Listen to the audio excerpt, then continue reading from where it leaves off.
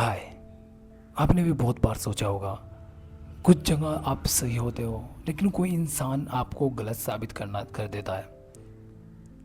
उसे ही बोलते हैं हम gaslighting. Hi, myself Prakash. तो आज ये dark psychology secret and manipulation course की क्लास फोर्स। तो इसमें हम बात करेंगे आज गैस लाइटिंग क्या होता है। गैस लाइटिंग एक ऐसा टॉपिक है जो आपके रिलेशनशिप के लिए आपके लिए बहुत इम्पोर्टेंट साबित होने वाला है।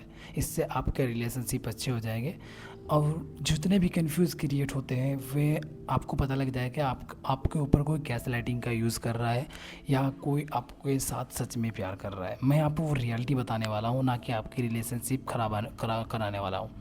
तो चलिए स्टार्ट करते हैं आज की ये मोस्ट इम्पोर्टेंट क्लास। तो सबसे पहले हम बात करते हैं रियलिटी डिस्टॉर्शंस। ठीक है, सच को तोड़ना मोड़ना। गैस लाइटर हम उसे बोलते हैं जो आपके ऊपर, यानी कि आप किसी के ऊपर डार्क साइकोलॉजी का यूज़ कर रहे हो, तो आप मतलब कि गैस लाइटिंग का यूज़ कर रहे हो तो आप एक गैस लाइटर हो। ठीक है, ठीक है। गैस लाइटर जानबूझकर फैक्ट को चेंज करता है या कंप्लीटली डिनाई करता है। कि मतलब कि वो ऐसा, उसने ऐसा नहीं किया, वो ऐसी बातें बोलता है जिससे आप अपनी मेमोरी पर, प्रिफेक्शंस पर डाउट करने लगते हैं। यानी कि वो जानबूझकर ऐसी बातें बोलता है कि जिससे आप अपने रियलिटी पर डाउट करने लगते हो। एग्जाम्पल, तुमने क्लियर सुना था कि उसने कुछ गलत बोला, लेकिन वो कहता है मैंने ऐसा कुछ बोला, मैंने ऐसा कब बोला, तुम्हें गलत याद आ रहा है। ठीक है, इन फॉर एग्ज़ाम्पल जैसे बंदा है, मैंने ऐसा कब बोला, तुम गलत याद कर रहे हो, लेकिन मैंने तो क्लियर सुना था। ठीक है, डीप इनसाइट। ह्यूमन ब्रेन अपनी मेमोरी पर डिपेंड करता है। जब कोई रिपीटली यानी कि बार बार तुम्हारी मेमोरी को चैलेंज करता है तो ब्रेन कंफ्यूज हो जाता है। और फॉल्स मेमोरी को क्रिएट होने लगती है। यानी कि आपके माइंड में जब आप पे कोई बार बार गैस लाइटिंग का यूज़ करता है तो आप गैस लाइटिंग यानी कि आपको जहाँ आप सही भी हो, गैस लाइटिंग मीन्स जहाँ आप सही भी हो वहाँ पे आपको गलत साबित कर देता है। It is called gas lighting. तो जब आपके ऊपर ये यूज़ होती है तो आपके ब्रेन में एक फॉल्स मेमोरी यानी कि झूठी यादें बनने लगती है।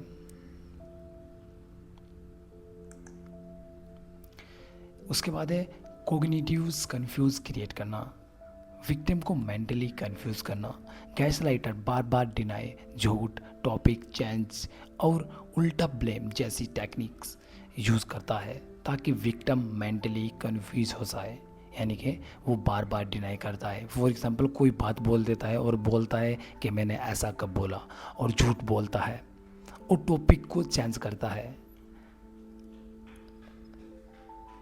ठीक है, और आपके माइंड में कंफ्यूज क्रिएट करता है।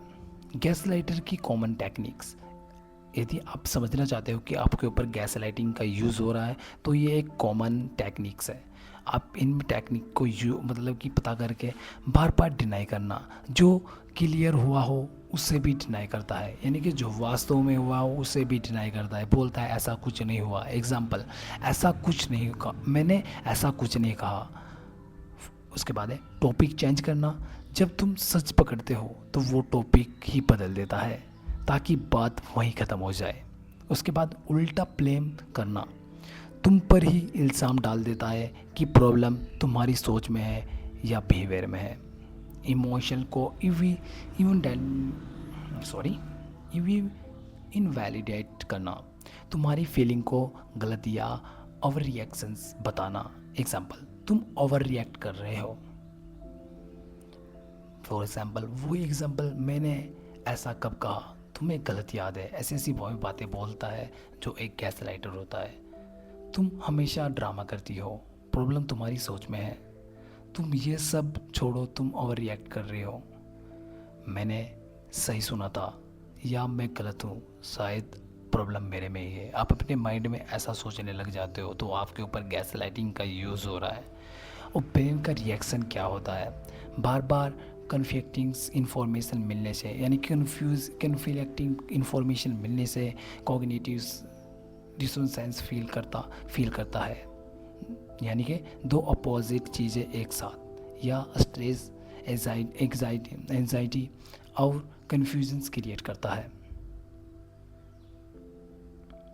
की इम्पैक्ट ऑन विक्टिम, यानी कि विक्टिम पे क्या इम्पैक्ट पड़ता है।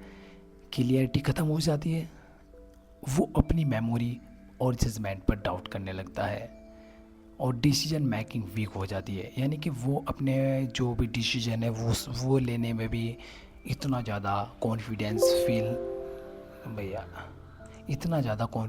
फील नहीं करता। उसके बाद एग्जाम्पल सिनेरियो यू, यानी कि ये इसकी एग्जाम्पल है। कल तुमने कहा था कि तुम लेट आओगे, गैस लाइटर। मैंने, तुम्हें गलत याद है, तुम कहते हो, लेकिन मैंने क्लियर सुना था, गैस लाइटर बोलता है। तुम हमेशा ओवर रिएक्ट करते हो, तुम्हें ट्रस्ट इशू है। वैसे अब ये छोड़ो, तुमने मेरे लिए डिनर क्यों नहीं बनाया। वो ऐसी बात है, यानी कि तुम्हें गलत साबित करके उस टॉपिक को चेंज कर देता है। It is called gas lighting. अब हम बात करते हैं गैस लाइटिंग के 3 पॉइंट के बारे में, जो कि है सेल्फ डाउट और आइडेंटिटी ब्रेकडाउन। विक्टिम अपनी सोच, मेमोरी, आइडेंटिटी पर फोकस डाउट करने लगता है। फॉर एग्जांपल, गैस लाइटिंग का तीसरा स्टेज सबसे ज़्यादा डैमेजिंग होता है। यहाँ विक्टिम इतना कन्फ्यूज और इमोशनली वीक हो जाता है कि वो अपनी रियलिटी, डिसीजंस और आइडेंटिटी पर, अपनी पहचान पर भरोसा खोना स्टार्ट कर देता है। एक सेल्फ डाउट का डेवलपमेंट बार बार डिनाई, ब्लेम और मैनिपुलेशन की वजह से एक विक्टिम को लगने लगता है कि वो गलत है। इंटरनल थॉट अगर ये कह रहा है कि मैं गलत हूँ, शायद मैं ही गलत हूँ। साइकोलॉजी इनसाइट, रिपीटेशंस ब्रेन में ट्रस्ट की तरह रजिस्टर हो जाती है। नंबर 2, मेमोरी और जजमेंट पर ट्रस्ट टूटना। विक्टिम अपनी मेमोरी, परफेक्शंस और डिसीजंस पर भरोसा खोना स्टार्ट कर देता है। इंटरनल थॉट, मुझे याद था पर शायद मैं कंफ्यूज हूँ, मुझसे डिसीजन लेना गलत हो जाता है। ये ऐसा वो बोलता है विक्टिम जिसके ऊपर एक गैस लाइटिंग का यूज़ हुआ हो। डीप इनसाइड, ब्रेन का डिसीजन मेकिंग सिस्टम वीक हो जाता है। विक्टिम पर छोटी बात के लिए दूसरों पर डिपेंड होने लगते हैं, यानी कि जिस पर ये गैस लाइटिंग का यूज़ होता है वो हमेशा किसी ना किसी बंदे पर डिपेंड होने लगते हैं। उनके अंदर सेल्फ डिपेंड होने की जो एक चीज़ होती है वो गायब हो जाती है। आइडेंटिटी सीरीज में अपनी पहचान खोना, क्राइसिस में अपनी पहचान खोना। धीरे धीरे विक्टिम अपनी पहचान, नापसंद, वैल्यू और पर्सनैलिटी को खो देता है। सिंग्स, यानी कि पहचान, कन्फ्यूज, इम्प्रोवेल की ज़रूरत, अपने को समझा ना पाना, यानी कि अपने आप को नहीं समझा पाना। इंटरनल थॉट, मैं कौन हूँ, मुझे क्या चाहिए, मुझे समझ नहीं आता। ये ऐसे क्रिएट होने लगते हैं उसके माइंड में। डीप इनसाइट, ये एक आइडेंटिटी इशोसेंस है जहाँ एक इंसान की इंडिविजुअली ख़त्म हो जाती है, इंडिविजुअलिटी ख़त्म होने लगती है और एक कंट्रोल्ड वर्जन्स बन जाता है, यानी कि आप उससे अपने आप कंट्रोल कर सकते हो। बात करते हैं 4 पॉइंट की। इमोशनल ब्रेकडाउन या मेंटली वीकनेस, कॉन्स्टेंट डाउट की वजह से एंजाइटी, स्ट्रेस, ओवर थिंकिंग और लो कॉन्फिडेंस डेवलप होता है। विक्टिम इमोशनली ड्रेन हो जाता है, स्टैंड लेने लगता है। ये स्टेज क्यों डेंजरस है? विक्टिम अपनी रियलिटी पर डाउट करने लगता है, अपनी आइडेंटिटी और सेल्फ वर्थ लॉस करने लगता है। इमोशनल और मेंटली स्ट्रेस ख़त्म हो जाता है। गैसलाइटर का कंट्रोल में इजी हो जाता है। गैसलाइटर के कंट्रोल में आना इजी हो जाता है। ठीक है। तुम हमेशा ड्रामा करते हो। प्रॉब्लम तुम्हारी थिंकिंग में है। शायद तुम क्या सोचते हो, शायद मैं ही गलत हूँ, शायद मैंने गलत याद किया, मुझसे ही गलत हुआ होता है, मुझे समझ नहीं आता मैं सही हूँ या गलत, मैं ओवर रिएक्ट कर रही हूँ। सिंपल से मेरी सेल्फ डाउट शुरू होता है। मेमोरी और जजमेंट पर ट्रस्ट टूटने लगता है। आइडेंटिटी क्राइसिस, अपनी पहचान खोने लगता है। Emotional breakdown, victim mentally weak हो जाता है। रिमेंबर, तुम्हारी फीलिंग वैलिड है, तुम गलत नहीं हो। हम बात करते हैं लास्ट और मोस्ट इम्पोर्टेंट पॉइंट नंबर 4, जो स्टेज ऑफ इमोशन डैमेज। ये टेक्निक्स लोग सबसे ज़्यादा यूज़ करते हैं अपने थॉट, इमोशंस, डिसीजंस को कंट्रोल करने के लिए। सेल्फ डाउट, रियलिटी पर डाउट करना। पहले स्टेप, विक्टिम के रियलिटी और मेमोरी को इनवैलिडेट करना। काम कैसे करता है? कंटिन्यूस गैसलाइटिंग, खुद पर ट्रस्ट खत्म हो जाता है। कैसे बचे? अपनी मेमोरी पर ट्रस्ट रखो, फैक्ट लिखो, दूसरों से कंसल्ट करो। ठीक है। Number 2, emotional breakdown. Emotional level पर ब्रेक होना शुरू हो जाता है। Effect, anxiety, over thinking, low confidence, deep inside. Victim mentally इतना वीक हो जाता है कि वो स्टैंड लेना बंद कर देता है। और यही गैसलाइटर का एक मेन गोल होता है। नंबर 3,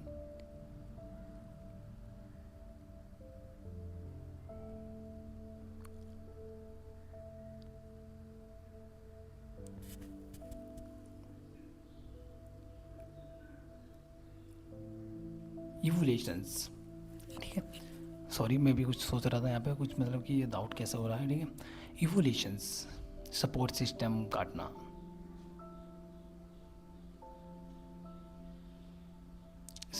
फ्रेंड्स और मेमोरी, मतलब फ्रेंड्स और फैमिली से दूर करके उन्हें अकेला महसूस करवाना।